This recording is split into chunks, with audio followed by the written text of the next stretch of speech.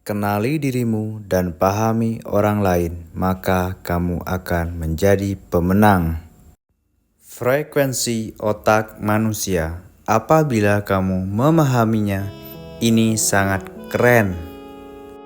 Saya yakin kamu ingin punya kehidupan yang lebih baik, sehat, bahagia, dan sukses.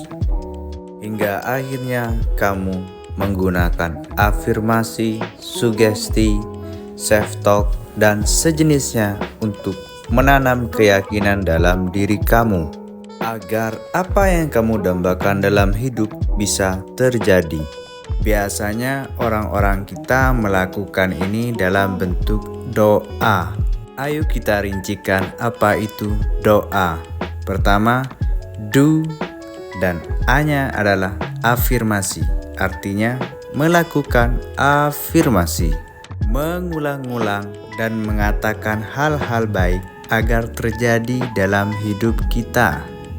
Namun sayangnya ketika kamu tidak memahami cara kerja frekuensi otak, doa-doamu tidak kesampaian. Ayo kita bedah satu-satu frekuensi otak manusia agar kita tahu dan paham kapan kita harus melakukan afirmasi yang bagus. Yang pertama, frekuensi otak delta. 0,5 sampai 4 Hz. Contohnya saat kamu tertidur pulas, pingsan, ataupun dalam keadaan koma. Pada mode ini, tubuh akan melakukan regenerasi sel. Tubuhmu bagaikan sedang mengecas energi. Itulah mengapa tidur yang cukup itu sangat penting. Yang kedua berada pada frekuensi theta 4 sampai 8 Hz. Frekuensi ini akan muncul ketika kamu dalam keadaan ngantuk, melamun, ataupun dalam meditasi yang sangat dalam. Pada mode inilah paling bagus untuk kita melakukan afirmasi, seperti saat sebelum tidur ataupun setelah bangun tidur. Yang ketiga, frekuensi otak alfa 8 sampai 12 Hz. Frekuensi ini akan muncul ketika kamu berada dalam keadaan rileks, tak sedang tidak bekerja keras, tapi juga tidak sedang keadaan tidur. Begitu juga saat kamu santai, meditatif, dan kreatif. Yang keempat, frekuensi otak beta 12 sampai 30 Hz. Frekuensi ini akan muncul dalam keadaan kamu bekerja aktif, berpikir, menganalisa, memecahkan masalah, dan bekerja keras. Namun, apabila di mode beta ini berlebihan, akan mengakibatkan orang stres karena berada di kondisi yang siaga. Yang kelima, frekuensi gamma 30 sampai 45 Hz. Frekuensi ini muncul ketika seseorang sedang fokus, konsentrasi tinggi, atau berada di puncak kesadaran. Kalau sampai penjelasan ini kamu ngangguk-ngangguk dan berpikir, artinya kamu dapat sesuatu. Ayo kita bahas faktanya. Agar afirmasimu berhasil, kamu harus masuk pada frekuensi theta. Tidak peduli ajaranmu apa ataupun keyakinanmu.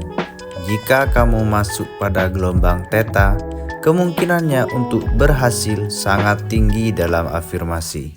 Karena pada frekuensi ini otakmu sedang berada di ambang-ambang bawah sadar, yang mana 80% kehidupan manusia ditentukan oleh alam bawah sadarnya. Contoh, ketika orang mempunyai alam bawah sadar sukses di dunia nyata, dan frekuensi otak lainnya akan mendukungnya untuk melakukan kegiatan-kegiatan yang membuat dia sukses. Itulah mengapa beberapa ajaran menyarankan kamu untuk bangun di tengah malam, lalu melakukan ibadah dan melakukan doa atau afirmasi. Karena biasanya ritual ibadah itu termasuk dalam meditasi yang mendalam. Saat kamu bangun tidur, itu frekuensimu masih berada di gelombang Theta. Jadi kesimpulannya, di frekuensi Theta lah kamu melakukan afirmasi, karena ini efektif dibandingkan gelombang yang lainnya. Jangan berburuk sangka kalau apa yang kamu inginkan belum tercapai. Mungkin cara kamu berafirmasi yang keliru, tidak memahami frekuensi ini. Fakta lainnya, jika kamu seorang seniman, penulis, pelukis, musisi, ataupun seseorang yang bergerak di bidang kreativitas dan membutuhkan imajinasi yang tinggi, kamu harus sering berada di kondisi flow atau mengalir, yaitu di frekuensi otak alfa dan theta.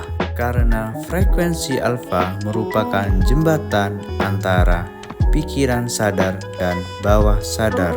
Pada kondisi meditasi ringan, melamun, ataupun saat baru bangun tidur, biasanya otak akan bervisualisasi. Saat keadaan otak rileks namun sadar, biasanya ide-ide tersebut akan muncul dan mengalir dengan sendirinya. Dan pada gelombang theta juga akan menghasilkan ide-ide yang out of the box.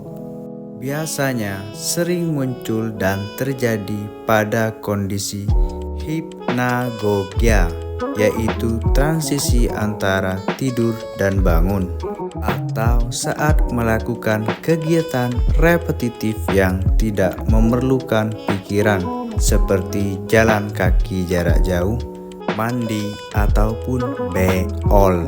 Dari situlah kadang kita sering mendapat ilham atau ide-ide yang cemerlang, out of the box dan luar biasa. Jika pekerjaanmu berkaitan dengan sesuatu yang memerlukan ide-ide baru, ada baiknya kamu untuk selalu membawa pulpen dan catatan kecil, supaya ide-ide keren tersebut tidak hilang dan lupa. Semoga dari video ini kalian mendapatkan pengetahuan baru dan memahami diri sendiri lebih baik. Jangan lupa subscribe.